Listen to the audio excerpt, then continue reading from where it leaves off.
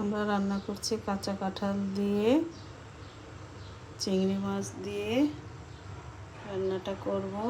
সব উপকরণ এখানে আছে: পেঁয়াজ, কাঁচামরিচ, লবণ, গরম মশলা, হলুদ, মরিচ, কাঁচা কাঁঠাল, চিংড়ি মাছ, পানি আর তেল।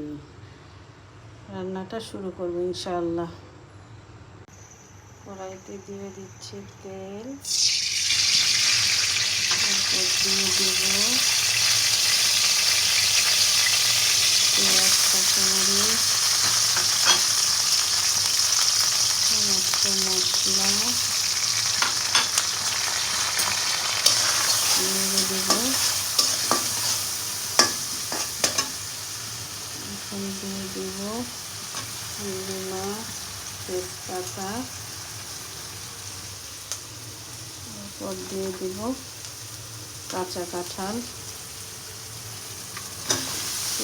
সেদ্ধ করে নিয়েছি লবণ দিয়ে। ভালো মতো কষাতে হবে 5 মিনিট, তারপর পানি দিয়ে ঢেকে দেব।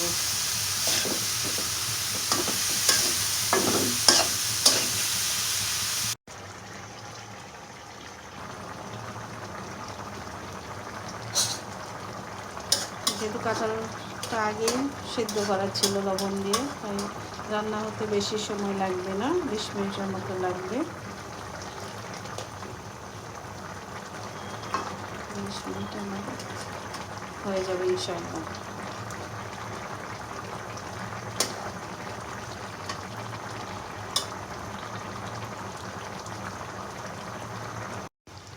ফিরে এলাম 20 মিনিট পর। রান্না ডান, বের করে ফেলবো।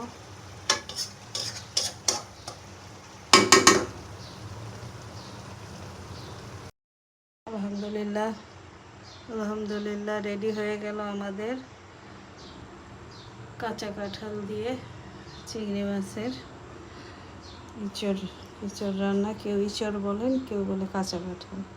আলহামদুলিল্লাহ খুবই মজা হয়েছে।